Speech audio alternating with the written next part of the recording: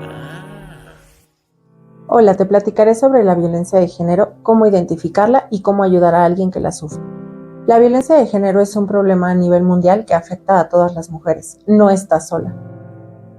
Identificar la violencia de género puede ser difícil.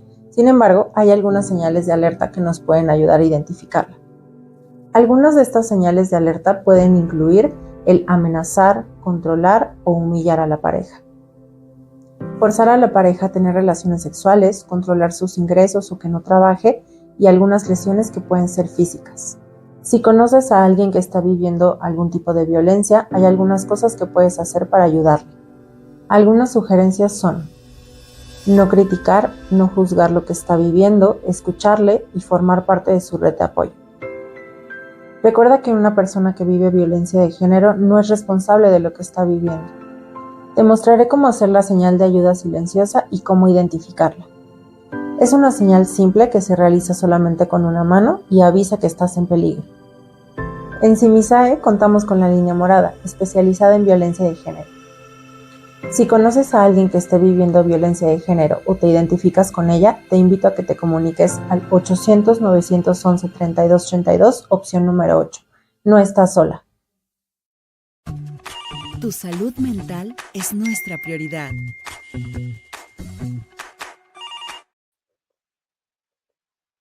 hola, buenas tardes. Muchísimas gracias por estar aquí con nosotros.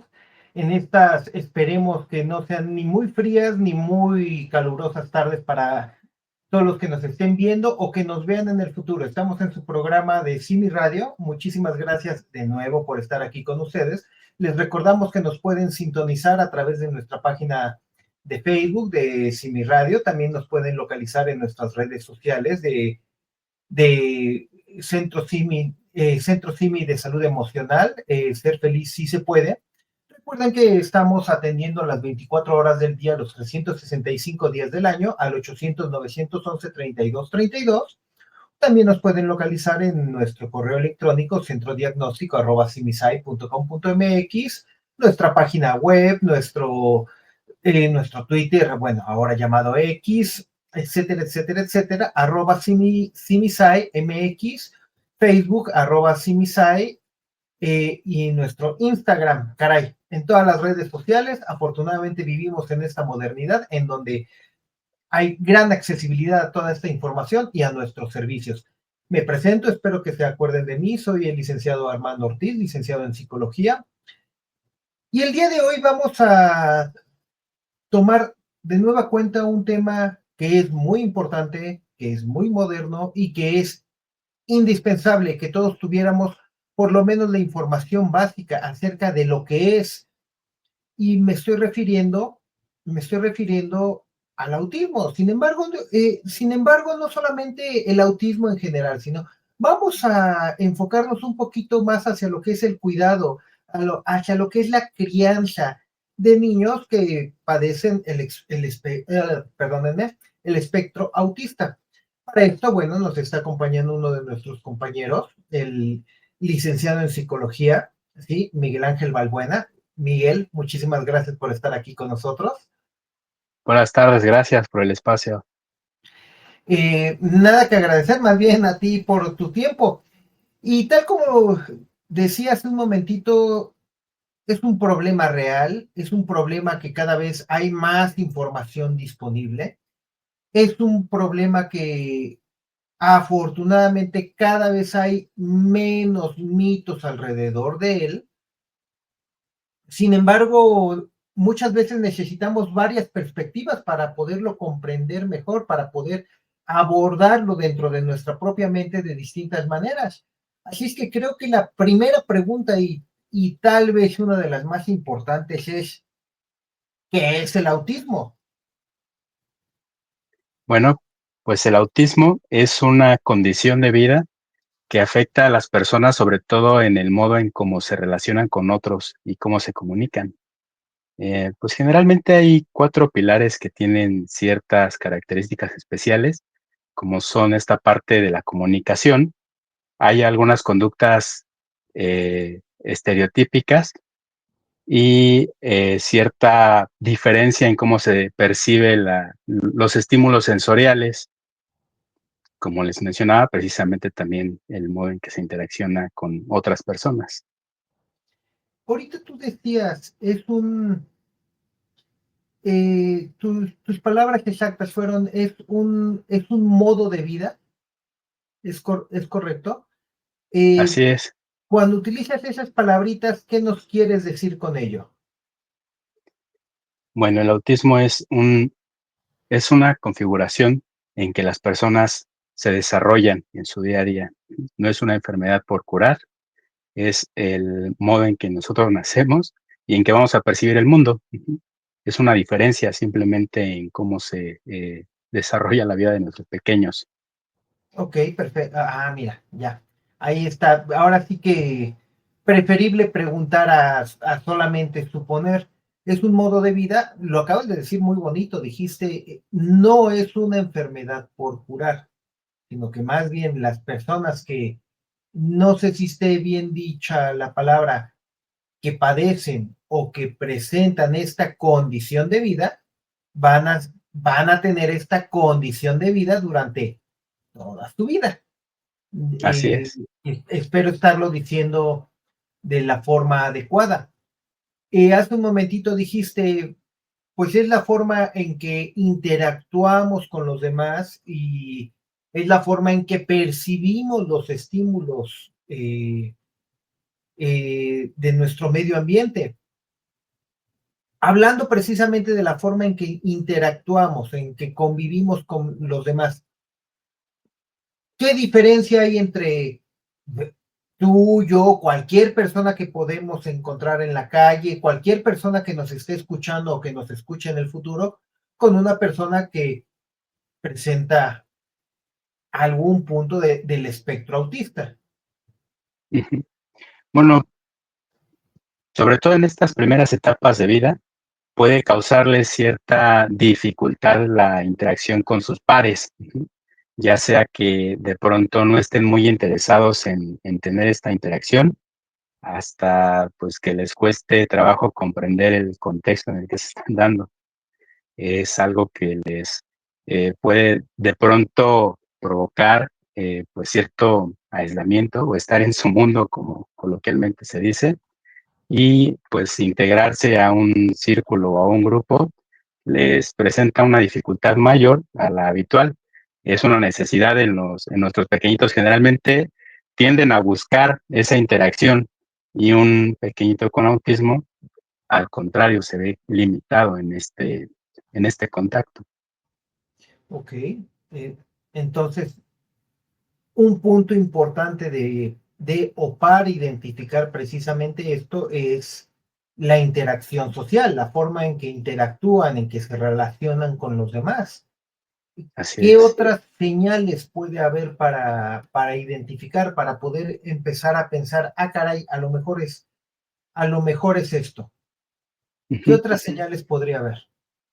Pues como papás ya desde el inicio, de pronto me acuerdo mucho, se hace un poquito de sátira, parece una competencia. Estamos viendo si nuestros niños ya caminan, ya prueban alimentos, ya hacen o deshacen, o si empiezan a hablar. Ujú.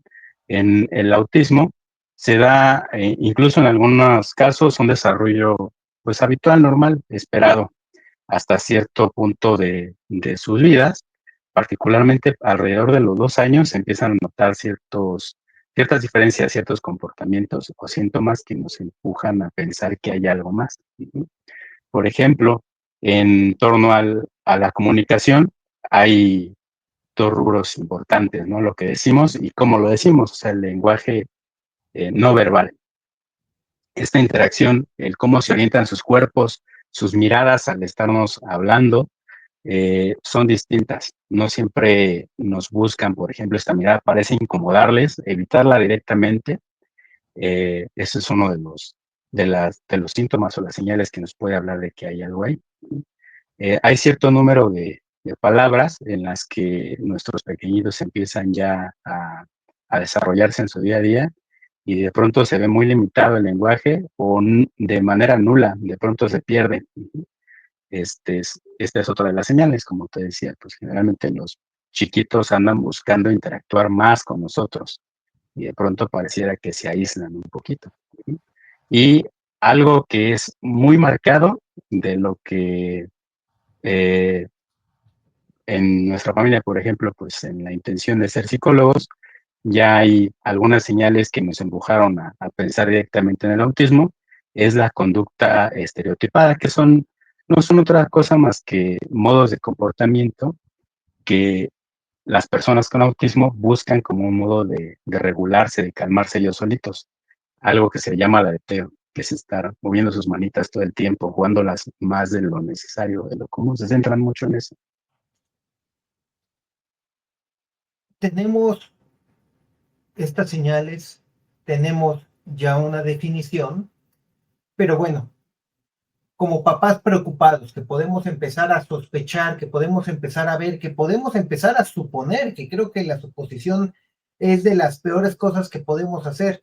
Eh, ¿A quién nos podemos acercar para empezar a expresar estas preocupaciones? Porque a lo mejor nos acercamos a nuestro médico familiar, a nuestro médico general de confianza y le decimos, bueno, él que nos puede decir, él hacia dónde nos va a mandar. Ujú. Principalmente, así como mencionas, es el médico, el pediatra quien también nos acompaña. Cuando uno le externa estas dudas, empiezan a sugerirnos alguna evaluación, pues con un psicólogo, sobre todo que tenga experiencia en estos trastornos del desarrollo, o algún especialista en el desarrollo, pues, neurológico del comportamiento, un psiquiatra, un neuropsicólogo, un neurólogo. Sobre todo, pues hay que buscar a alguien que esté orientado o especializado en la atención de los niños. Ahora bien, ya nos acercamos a un especialista, ya sea público o privado. ¿Qué podemos esperar? ¿Qué pruebas le van a hacer a nuestro hijo?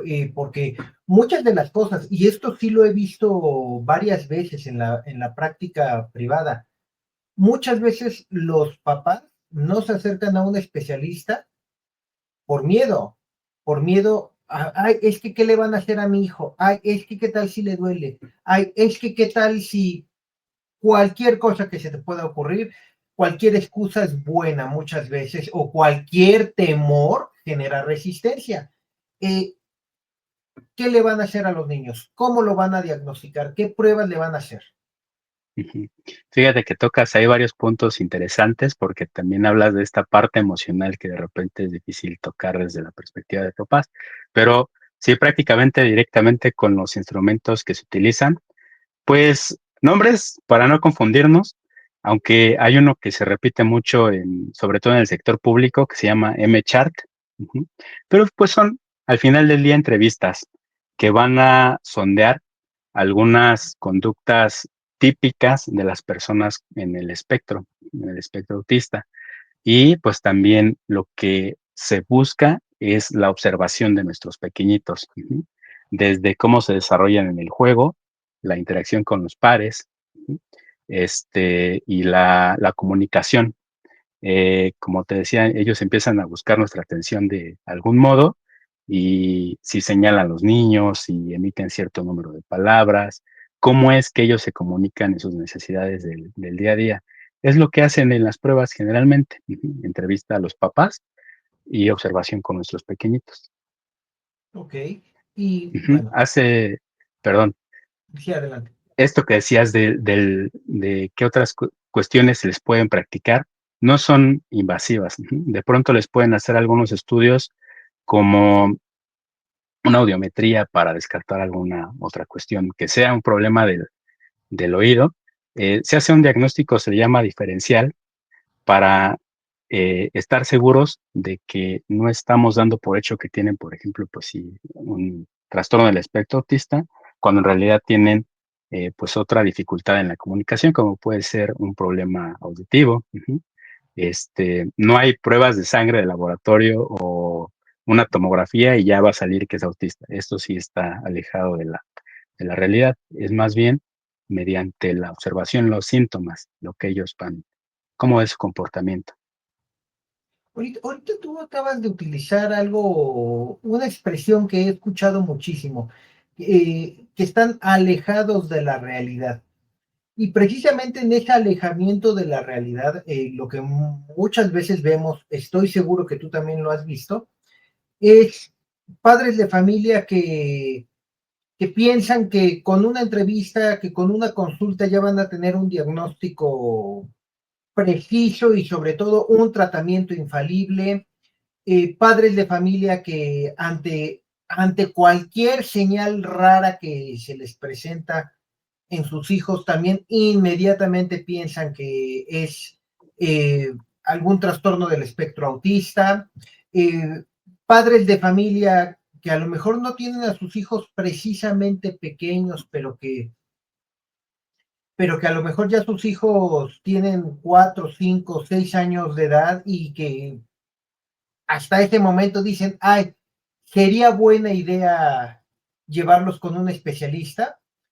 En tu experiencia, ¿cuál sería el momento ideal para decir, híjoles, tenemos que ir al doctor, tenemos que revisar esto?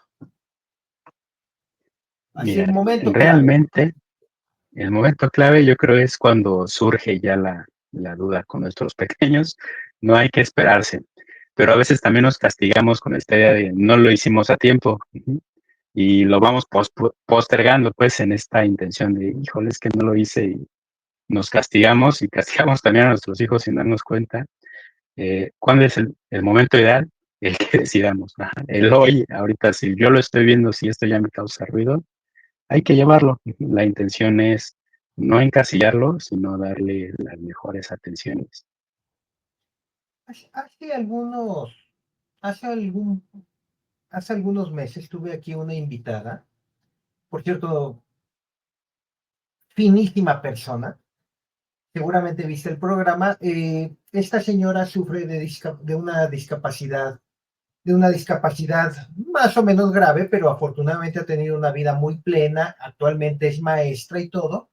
Y ella nos comentaba que una de las cosas a las que se tuvo que enfrentar fue a su propia familia, porque su propia familia fue la que la fue aislando, aislando, aislando, no para qué vas a estudiar, no para qué vas a trabajar, no para qué, etcétera, etcétera, etcétera, etcétera. Eh, Esto sucede también con el espectro autista. Así es, claro Lo, que sí. ¿Cómo educamos a la familia? ¿Qué les decimos a los padres de familia para que esto no suceda? Pues es importante saber que aunque esto tiene un diagnóstico, cada uno de nuestros pequeñitos tiene en mayor o menor medida estos síntomas. Entonces, primero es importante, pues sí, la evaluación es una diferencia, porque sabemos cuáles son las necesidades principales de atención de nuestros hijos. Si nos informamos primero sobre esto, pues lo podemos explicar a los demás, qué es lo que puede favorecer el desarrollo de nuestros pequeñitos o qué los entorpece. De pronto es igual como con cualquier otro pequeñito. Danos la oportunidad de conocerlos primero a ellos y también trazar estos límites claros con nuestra familia sobre las necesidades que tenemos, pueden hacer una diferencia enorme. Realmente, pues sí, como lo mencionas, la familia tiene un papel fundamental en el desarrollo de la niñez. Cuando tienen un trastorno como el del espectro autista, pues también tienen un empuje o una limitante. De repente los encasillamos en no puede o no quiere y no se les da la oportunidad de, de intentar, pues, de desarrollarse. La información hace una diferencia. Si nosotros como padres tenemos una información clara para compartir con nuestros familiares, nos damos una oportunidad también de que recibamos un trato adecuado con ellos. Precisamente ahorita dices información. La información es clave y creo que ese es el objetivo de que tú y yo estemos aquí en este momento. Y precisamente en este afán de información, y aquí es para que me quites en muy buena medida la ignorancia. La pregunta va a sonar un poquito rara, pero ahorita vas a ver por qué te la planteo así. ¿Los trastornos del espectro autista vienen solos? A qué me refiero a esto? Eh, el niño, el pequeñín que padece algún punto del espectro autista, ¿solamente va a padecer eso o hay enfermedades o padecimientos relacionados? Los médicos le llaman comorbilidades. ¿Existen? Ahora sí que vienen Sí, juntos, vienen en paquete o viene solito. generalmente, de hecho, esto como es como te decía, un funcionamiento distinto del sistema nervioso de nuestros pequeñitos, tienen mayores posibilidades de tener padecimientos aunados, así como menciona. Dentro de esto, pues están cuestiones incluso de su propio metabolismo, de sus necesidades de alimentación, tienen mayor probabilidad, por ejemplo, de padecer esta cuestión de la hiperactividad, necesitan estimulación sensorial. Sí es importante, pues, de pronto irlos observando e ir checando qué otras cuestiones podemos atender con ellos para que tengan un mejor desarrollo. Entonces sí, sí es muy probable. Dentro de, dentro de estas comorbilidades, dentro de estas enfermedades relacionadas que dices que provienen por el mismo funcionamiento diferente del sistema nervioso. ¿Cuáles serían las más comunes o las que podríamos llegar a esperar a ver, las que en tu experiencia sí están presentes y requieren mucho cuidado? ¿Cuáles serían? Solamente para ponerles nombres. Yo creo que definitivamente la cuestión del procesamiento sensorial, ¿sí? Por ahí hay cierta atención que se les debe dedicar a ellos, ya que los estímulos que perciben de pronto pueden ser o muy intensos, algo que a nosotros nos parece normal o aguantable, para ellos literalmente lo describen ya, pues, pequeñitos con edades más avanzadas que lo logran verbalizar, incluso como que les producen dolor o una incomodidad intensa. Entonces, estos estímulos sensoriales hay que atenderlos. También al revés, algunas veces en esta configuración de su experiencia sensorial requieren estimularse porque no lo perciben. Es muy baja su umbral de percepción, aunque a nosotros algo nos pueda causar dolor como una quemadura, ellos no se percatan, entonces hay que estarlos cuidando, ya que esto incluso puede poner en riesgo pues, su integridad. Aprender a ubicar cuáles estímulos son los que de pronto le meten el pie a nuestros pequeñitos y cuáles son los que le ayudan a regularse, pues nos hace también darles una mejor experiencia. Y pues claro, es necesario llevarlos con especialistas. Aquí, Eh, aquí, perdóname, no, termina, no te quería interrumpir. sí, se me pasaba precisamente dentro de esta diferencia en el desarrollo del sistema nervioso. Hay otra que también puede ahí tener que ver, que no siempre se detecta muy bien, pero es esta parte de la epilepsia. El sistema nervioso también funciona con señales eléctricas y pues para explicarlo en términos pues así rápidos, puede ser como si tuvieran un cortocircuito. En la experiencia personal te puedo decir que nuestro pequeñito, pues al dormir tenía ciertos exabruptos, tenía movimientos raros, y esto pues puede ser indicadores de esto que se llaman, por ejemplo, episodios de convulsión. Si no se atienden, dependiendo del tipo de padecimiento que tengan, esto incluso puede causarles más daño. Entonces, el especialista también les envía algún fármaco para regular esta actividad. Eh, Esa misma actividad puede igual provocar que sus periodos de sueño sean distintos. A veces con siestecitas cortitas ya están al 100, o al revés, no logran conciliar bien el sueño, no están bien descansados, y la formación de rutinas con ellos pues puede favorecer a que sí estén descansando adecuadamente. Ahorita acabas de decir fármacos, medicinas. Eh, Muchas personas van a pensar o piensan o han llegado a pensar que los trastornos del espectro autista se pueden curar con medicinas. Ya nos dijiste hace un momentito pues que más bien es un modo de vida, es una forma en que van a vivir toda su vida. Entonces, las medicinas que se les pueden llegar a recetar, más bien son para todas las enfermedades relacionadas, para todas las cosas relacionadas que puedan llegar a tener. ¿Lo estoy cachando mal o estoy en lo correcto?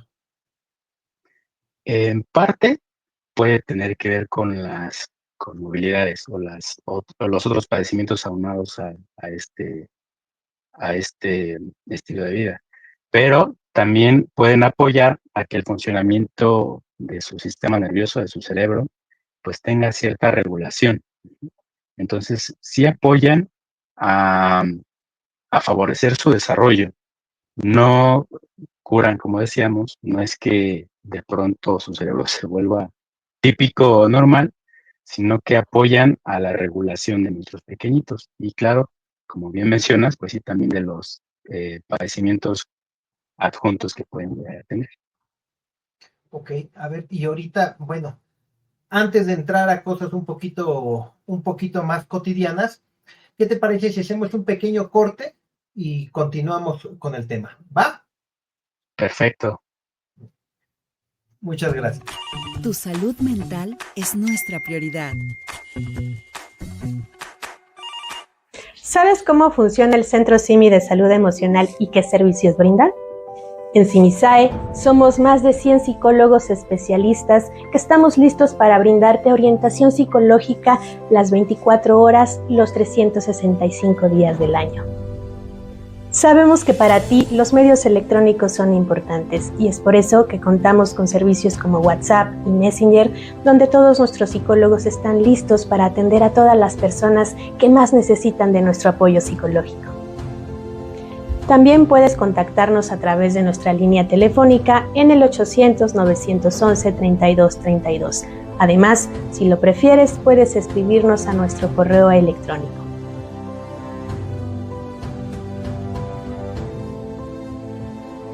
Claro que sí. En CIMISAE brindamos orientación psicológica gratuita para toda la comunidad hispanohablante. Agradecemos la confianza que has depositado en nosotros y te recordamos que todos nuestros servicios son confidenciales y gratuitos. Tu salud mental es nuestra prioridad.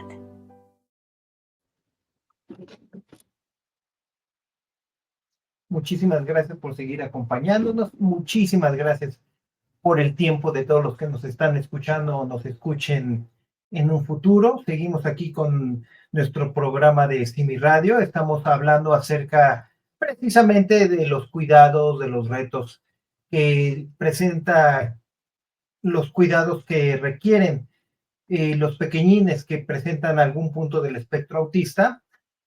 Nos está acompañando nuestro compañero el licenciado Miguel Balbuena, que es precisamente de forma tanto vivencial como profesional un especialista en este tipo de cosas. Y hasta hace un momentito estábamos hablando precisamente de las comorbilidades, estábamos hablando de cuál sería el momento justo para empezar a buscar ayuda, a buscar orientación acerca de lo que vemos en nuestros hijos. Y hace un momentito estábamos hablando más bien de las cuestiones medicamentosas, acerca de los medicamentos que pueden ayudar a las comorbilidades, que pueden ayudar a las cuestiones de regular al sistema nervioso, el cerebro de nuestros pequeñines, pero también aquí hay una cuestión que hablando con varios compañeros, con varios colegas, hablando también con personas que se encuentran su familia en esta situación, me dicen que una de las cuestiones más comunes con sus niños es que se enferman del estómago a cada rato.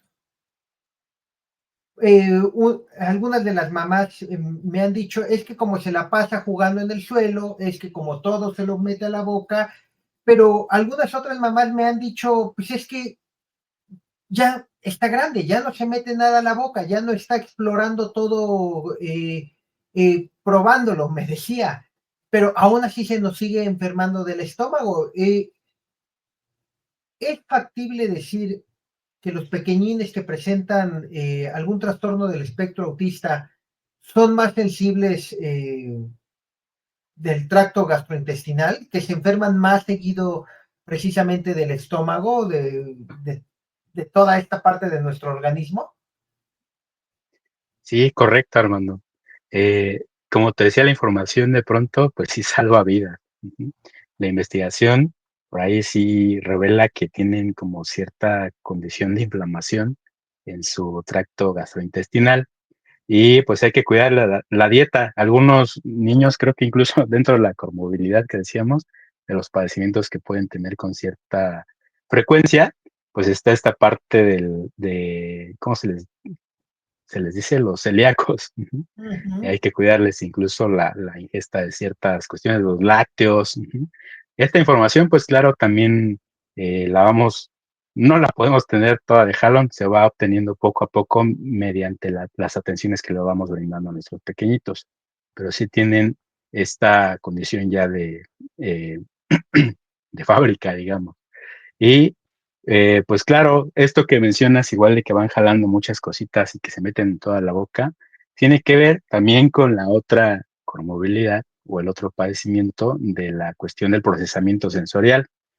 Como te decía, buscan estar estimulando de algún modo alguno de sus sentidos para buscar tranquilidad, para regularse.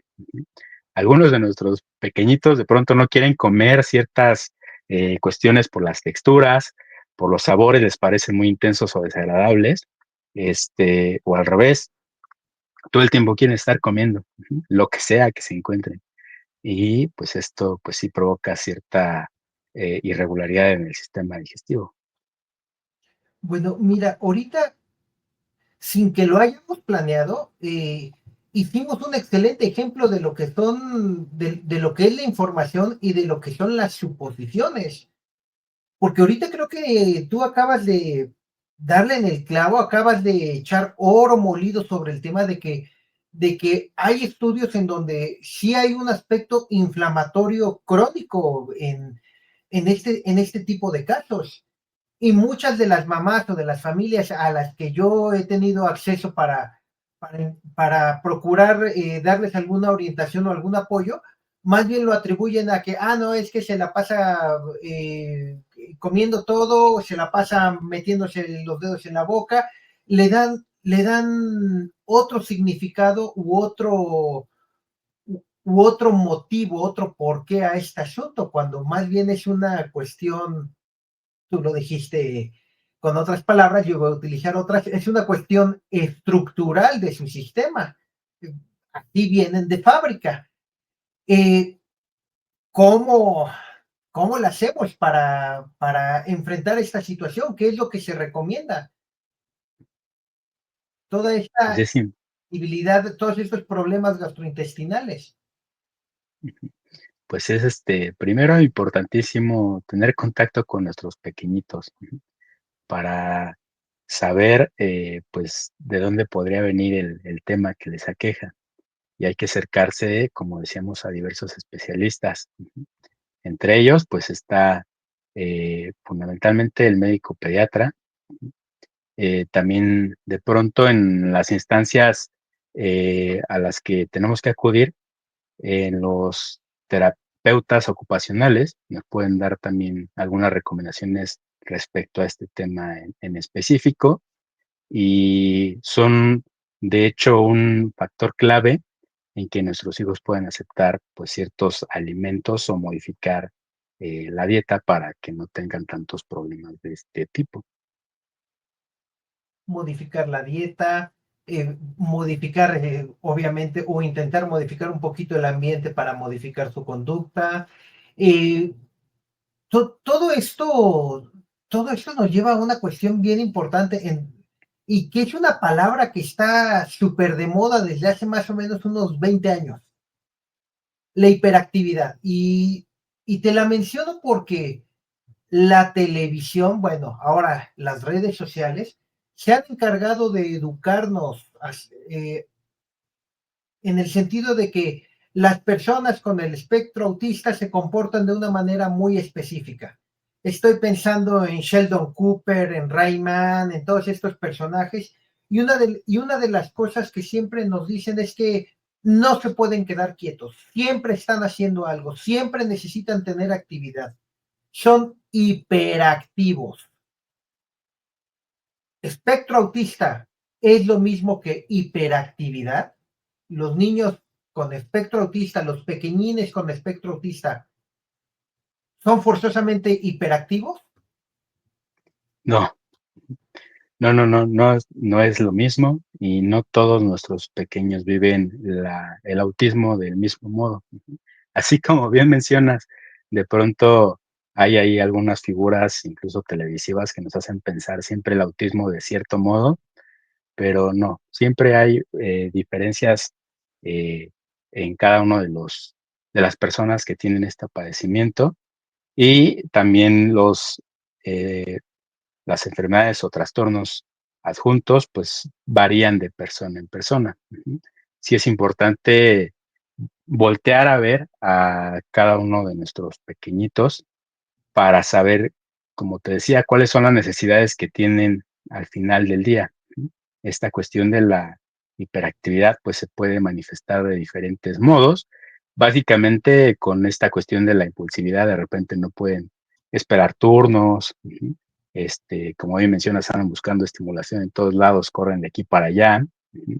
Este, parecieran muy impulsivos, no pueden de pronto medir las consecuencias de alguno de sus actos, pero no es algo que ocurre a todas las personas con los trastornos del espectro autista. Ujú. Es decir, también, y aquí voy a hablar completamente desde la ignorancia, también nos podemos encontrar casos de personas, de pequeñines con espectro autista, en donde su comportamiento es básicamente eh, letárgico, es decir, que se quedan quietecitos, que más bien reaccionan poco. No sé si lo estoy diciendo Ujú. bien. Sí, digamos que a veces pueden estar en un estado más bien pasivo o sumidos en alguna cuestión en específico, que también puede ser uno de los síntomas del espectro. Ujú. Estar con intereses restringidos. Ujú. De pronto hay un tema que les abarca toda su atención y no se despegan de ahí para nada. Ujú. Pueden pasar mil cosas alrededor y ellos simplemente están realizando una actividad en la que están interesados. Ujú. Así funciona también su sistema nervioso, Es decir, están completa y absolutamente en visión de focalizados en túnel. algo. ¿Cómo, perdón? Ujú. Como visión de túnel. Ajá. Ah, sí, exactamente. Se me estaba yendo ese término. Con una visión completamente de túnel. Bueno, creo que todos alguna vez en la vida caemos en eso, pero Sí, entonces nos ha pasado. en este tipo de casos, en este tipo de casos es más común, son menos Exacto. reactivos, son, como dijiste, están en una actitud pasiva Ujú. en O vez de con un una interés restringido. Exactamente, en lugar de estar activos exactamente, todo el tiempo. con un interés restringido. Puede ser, porque aquí estoy pensando como papá que todo lo supone. Hay niños que son hiperactivos, hay niños que son pasivos o letárgicos. Puede ser que mi hijo, puede ser que uno de estos pequeñines esté a veces letárgico, a veces hiperactivo, a veces letárgico, es decir, como montaña rusa. Sí, sí, también depende de las necesidades que vaya presentando este pequeñito.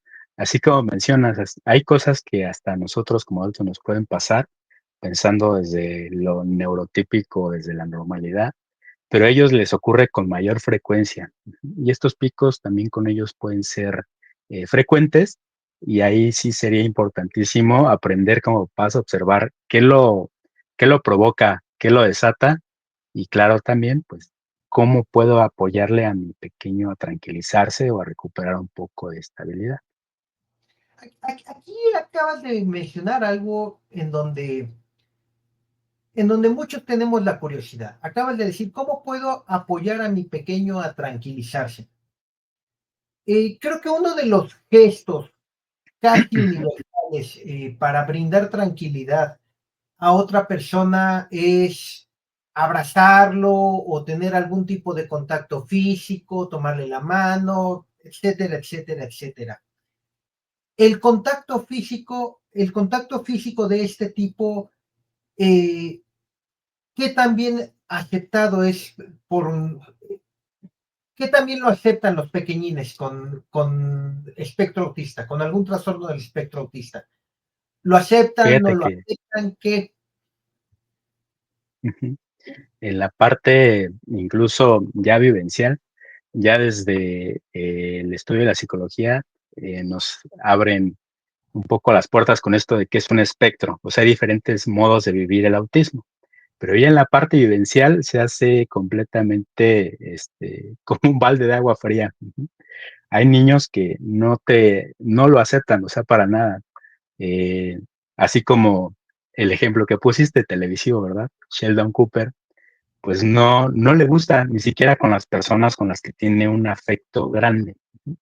Un abrazo, un beso, no se diga, otro tipo de contacto, lo rechazan, de manera completa. Ujú. Otros niños, por esta cuestión de cómo está su procesamiento, sensorial, lo requieren. Ujú. Incluso hay ciertos momentos en los que van a requerir una presión extrema, para poder regularse, ujú. A veces mediante el abrazo, hay diferentes estrategias, igual como masajitos, el uso de algunos de indumentaria, pues pelotas, instrumentos, chalecos incluso de peso, para sentir su cuerpo. Ujú. Lo que ocurre es que incluso por ahí uno de los sentidos también afectados, todo lo sensorial puede estar afectado, ¿verdad? Lo auditivo, lo visual, lo sensitivo, el tacto en la lengua, en la piel, todo. Ujú. Entonces, de pronto, incluso se les olvida dónde empieza y termina su cuerpo. Esto, comúnmente conocido como propiocepción, es lo que les hace estar buscando estímulos para reconocerse ellos mismos. Y este abrazo, esta presión les puede ayudar a retomarse. Por el contrario, hay gente que más bien requiere cierto espacio aislados, tiempo fuera, para poder estabilizarse, sin percibir esta carga tan intensa de estímulos y que puedan regularse, solitos. Qué interesante. Y mira, acabas de echar otra vez oro molido sobre las palabras, porque bien lo dijiste, en el estudio, en la forma de clasificarlo, es un espectro. Y en la parte vivencial te lo demuestra. Es un espectro, ¿por qué? Porque no todos son iguales. Todos están dentro, como los colores, ¿sabes qué? Rojo de un lado o morado del otro, y en medio hay Exacto. muchísimos, muchísimos tonos intermedios. Esto nos lleva a los retos que como padres a lo mejor son los más difíciles. Eh, el niño siempre va a estar, o en el mundo ideal que debiera de existir, siempre va a Ujú, estar dentro de un núcleo familiar. Nosotros somos producto de un núcleo familiar, más o menos funcional, independientemente de eso.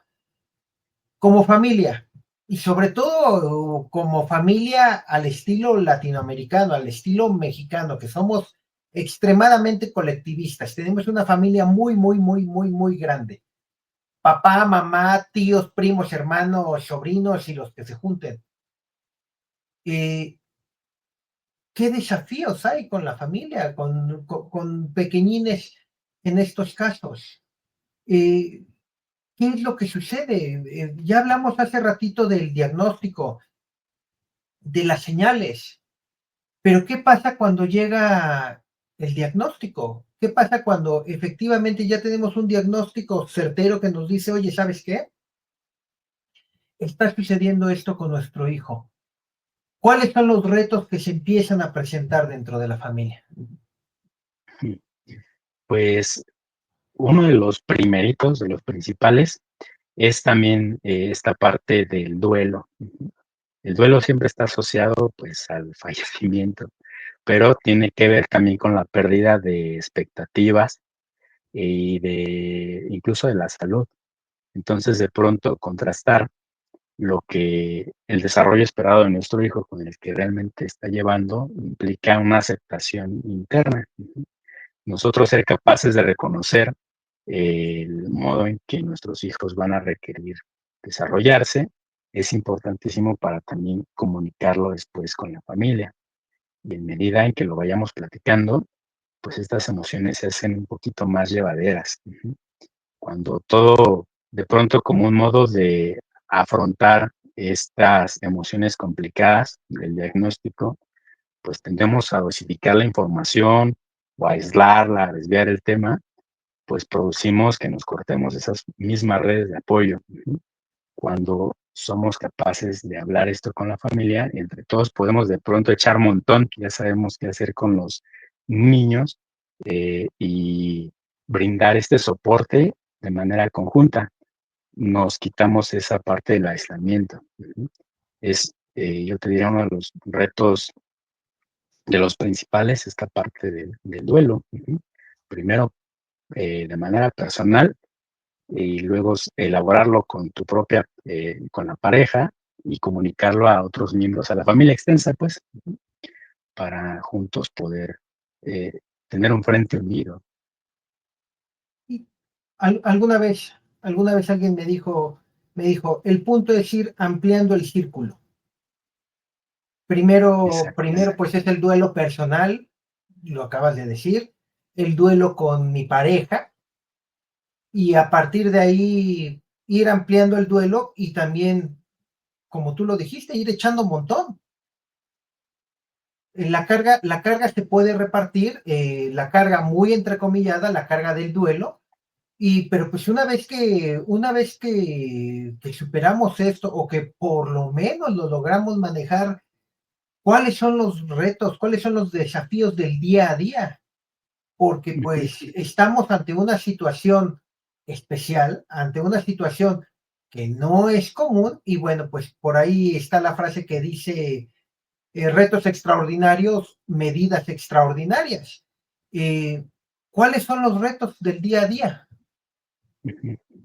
Dentro de estos, hay algo que de pronto se conoce como estados de crisis también de nuestros pequeños. En este, en estas vivencias distintas del procesamiento sensorial, a veces entran en estados de sobrecarga y pues tienen explosiones de comportamiento, ujú, que tienden a huir de los eventos que les están causando este estrés intenso. Se pueden echar de pronto a correr, o hacer rabietas. Y pues claro, uno de los principales retos es eso, también externar con otros círculos que te pueden de pronto eh, evocar algunas emociones, como de el sentirse juzgado, ajá, catalogar a los pequeñitos como berrinchudos, como rebeldes. Todo esto también es importante aprender a hacerle frente. Eh, Hacer lo que tenemos que hacer a pesar de lo que pueda de pronto ahí esperarse de los demás. Lo importante pues es nosotros conocer lo que está ocurriendo y pues brindarle este apoyo, esta seguridad a nuestros pequeñitos. También dentro de otro de los retos diarios, además de esta interacción con las personas ajenas a la familia, pues están las mismas necesidades de otros miembros de del círculo familiar. Como pasa, a veces se nos olvida también tomar algunos espacios para recargar nuestras baterías. La crianza de por sí, pues ya sabemos que tenemos papás, es un desgaste, un reto. Ajá.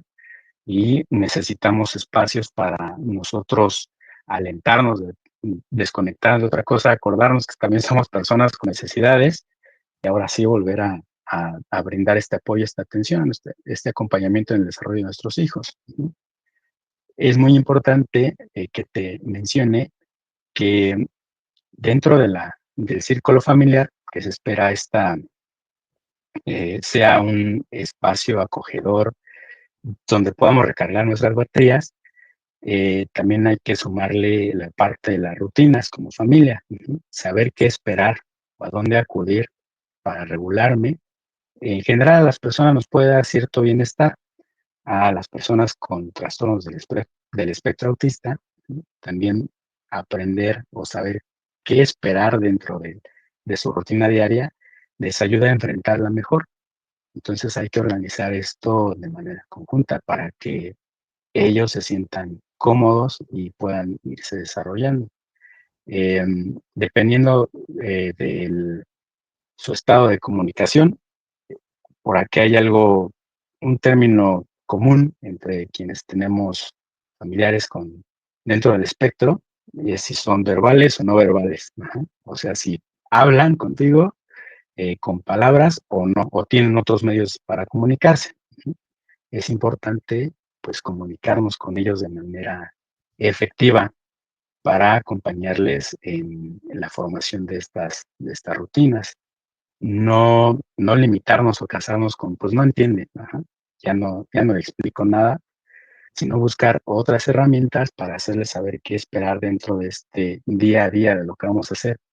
Como a todos, pues no nos gustaría que nos lleven a un lugar así sin cruzar, mediar palabra ni nada. También a nuestros familiares es importante hacerles saber lo que vamos a ir desarrollando en nuestras rutinas con diferentes estrategias. Con los niños hay algo que se usa de manera común en las escuelas donde tienen a nuestros hijos, en las terapias a las que los llevamos, e incluso en la casa. Para hacer frente a estos retos se colocan algunas imágenes. Eh, Se me va el término certero, pero me acuerdo, le llamamos ideogramas, algo así, para que puedan ver las rutinas, el paso a paso de lo que vamos a ir haciendo en el día. También ellos sepan cómo desenvolverse, lo que se espera de su comportamiento. Estas son algunas de las herramientas que tenemos que ir ajustando como familia. Aquí es un poquito en donde la ficción, la televisión, las películas y demás, eh, pues se junta un poquito con la realidad. Eh, Podemos decir entonces que la rutina, la rutina es un medio terapéutico para los niños que tienen algún trastorno del espectro autista. La, Co- la Completamente, rutina, hermano. la rutina, el horario, actividades bien asignadas en un horario, etcétera, etcétera, etcétera, eh, sin trivializar ni nada por el estilo. Aquí es en donde dices, bueno, por eso nos ponen difícil distinguir a veces lo que es cierto y lo que no es cierto en la televisión, porque Ujú. volvemos al ejemplo, a veces espantoso, de Sheldon Cooper. Sheldon Cooper tiene horarios hasta para ir al baño Exacto. y no es necesariamente falso, simple y Ujú. sencillamente es inexacto. Ahora bien, Exacto. como siempre, la hora se nos empieza a hacer cortita, solamente tenemos escasos 8 minutos para otra cosita que quería tocar contigo, que es, ok, tenemos todos estos retos en familia, tenemos la necesidad de hacer conciencia, de ir ampliando el círculo, de echarle bolita, de generar todo este ambiente terapéutico para nuestro niño, para nuestro pequeño, pero la familia siempre acaba en un punto, la familia y ese ambiente terapéutico acaba normalmente en la puerta del zaguán. ¿Cuáles son los retos? ¿Cuáles son los desafíos hacia afuera, hacia la sociedad? Ujú. Pues sí, precisamente esta información que se distribuye en las películas, en las series, o la desinformación completamente, que ni siquiera lo unimos con esas figuras que están por allá popularizadas. Este, pues nos ha tocado vivir de todo. Ajá. Lo más marcado es este término de la discriminación, que lastima pues de manera profunda a nuestros pequeños y a la familia en general. La discriminación, pues yo te diría parte de la desinformación. Los prejuicios nos pueden ayudar a responder de manera rápida ante algunas situaciones, pero sí es importante ponerlos a prueba o contrastarnos con la realidad para poder ajustarlos mejor. De pronto, este es uno de los mayores retos que le limita a cualquier persona, pues el acceso incluso a los servicios que están disponibles allá afuera.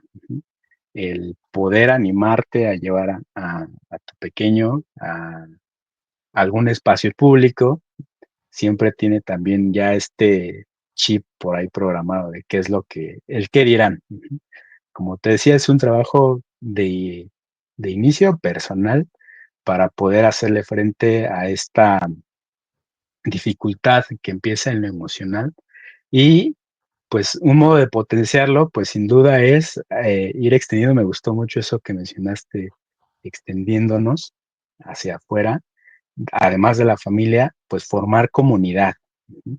O sea, de pronto animarnos a hablar de esos temas con personas del entorno, vecinos, en la misma escuela, y irnos uniendo también con otras familias que tienen esta condición en su entorno. Ajá. Esto apoya muchísimo, ¿eh? No tienes idea cuando encuentras a alguien que comparte esta experiencia, te das cuenta que nuestros hijos pueden ser enormemente diferentes y también hay muchos retos que compartimos. Ujú. Es como decimos este término es como recibir un apapacho, alguien que te comprende en en este aspecto. Sin duda, de pronto, pues también unirnos así como comunidad de personas que tienen a un familiar dentro del espectro, nos permite hacer visible, pues, el modo en que se desarrollan nuestros, los miembros de nuestra familia y el entendimiento o qué podemos hacer para favorecer el desarrollo de los pequeñitos. Qué palabras tan bonitas para terminar con un tema tan importante. Extendernos e ir haciendo comunidad, porque precisamente comunidad es eso, todos somos iguales en lo básico, todos tenemos diferencias, pero todos somos iguales en lo básico. No seas malito, en 30 segundos, en un minutito, un mensaje final que nos quieras compartir. Es Yo creo que dentro de todo este proceso importantísimo que hagamos conciencia de que la crianza, como te decía, en general es un reto enorme.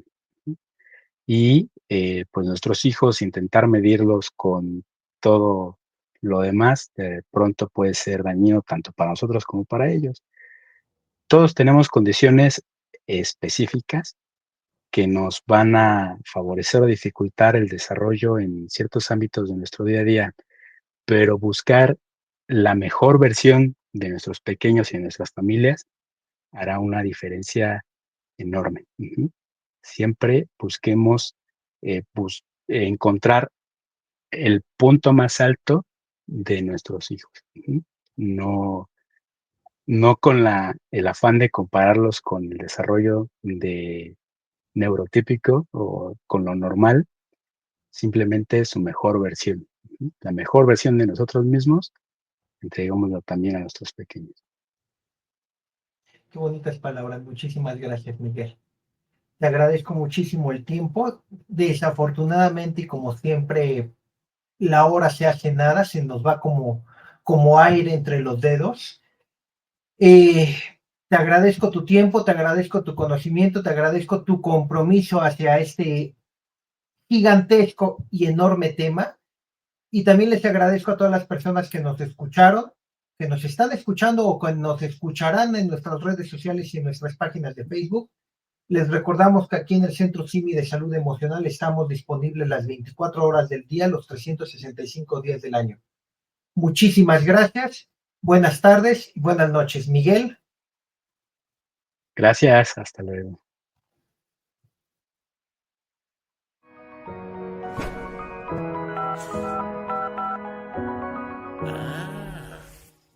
Hola, te platicaré sobre la violencia de género, cómo identificarla y cómo ayudar a alguien que la sufre.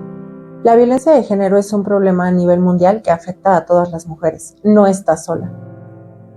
Identificar la violencia de género puede ser difícil. Sin embargo, hay algunas señales de alerta que nos pueden ayudar a identificarla.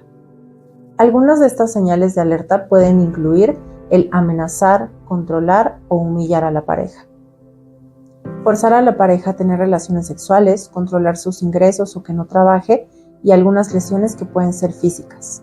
Si conoces a alguien que está viviendo algún tipo de violencia, hay algunas cosas que puedes hacer para ayudarle.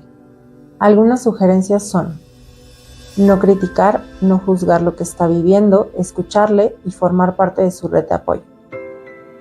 Recuerda que una persona que vive violencia de género no es responsable de lo que está viviendo. Te mostraré cómo hacer la señal de ayuda silenciosa y cómo identificarla. Es una señal simple que se realiza solamente con una mano y avisa que estás en peligro. En Simisae contamos con la línea morada, especializada en violencia de género. Si conoces a alguien que esté viviendo violencia de género o te identificas con ella, te invito a que te comuniques al 800-911-3232, opción número 8. No estás sola. Tu salud mental es nuestra prioridad.